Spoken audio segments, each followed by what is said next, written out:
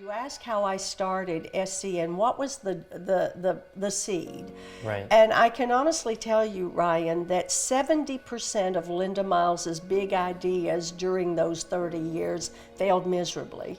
But the 30% that caught on were like home runs, and SCN was one of my crowning glories.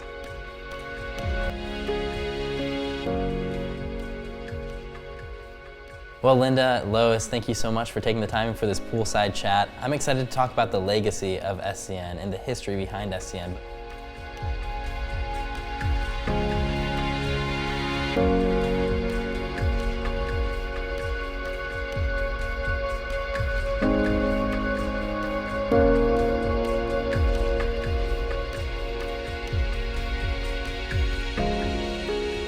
One day I called Linda Miles and I said, I think I want to do this for a living, and I've seen you speak so many times and I've come to almost every single lecture you ever gave.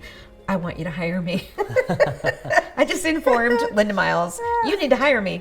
And that's when she had just founded the Speaking Consulting Network. And of course I didn't have the money at the time. And Rick said, look, you really want to do this? And that's not going to be a barrier. So he paid my way to SCN, and I soaked up as much information as I could. But how I started it was that young women would come up to me at my lectures and say, I love what you're doing and you're so approachable, and one day I want to do what you're doing. And I would look at that 35-year-old young lady and say, you know, you remind me of me when I was your age, and if I can do this, you can do this, and I'll help you. I was doing free 1-hour coaching, and I counted up in 1 month I did 18 hours of free coaching individually. And I told my husband, I'm telling a lot of people the same thing. Why don't I turn this into a workshop? So I decided the fee would be not cheap, because nothing good is cheap, nothing cheap is good. Right. And I didn't want people that thought they wanted to. I wanted really, truly people that wanted to become a speaker and a consultant. Lois, I have to ask, in the transition from Linda to you taking over SCN, what was the biggest lesson you learned? And what word of advice or caution would you give to me and who's ever next? Well, so the biggest lesson that I learned is don't listen to the naysayers. I realized through all of those shared with me conversations, I didn't want people to come to SCN because of Linda Miles or because of Lois Banta. I wanted people to come to SCN because they wanted to grow their business. So I actually used it as fuel to really inspire me to ignore the naysayers and celebrate the people that were excited about the growth of SCN.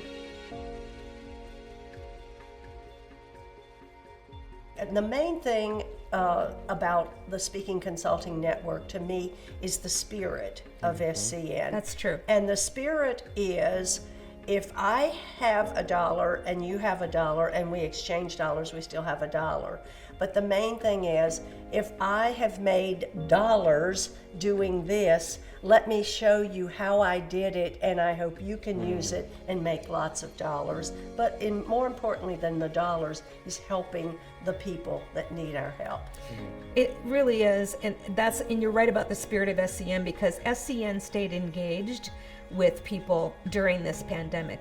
And I mean, we had to cancel SCN twice and our mid-year SCN Unplugged twice. Wow. And it's heartbreaking when you have to do that, and you can immediately dig a hole and go down deep in the hole and say, that's it, it's over.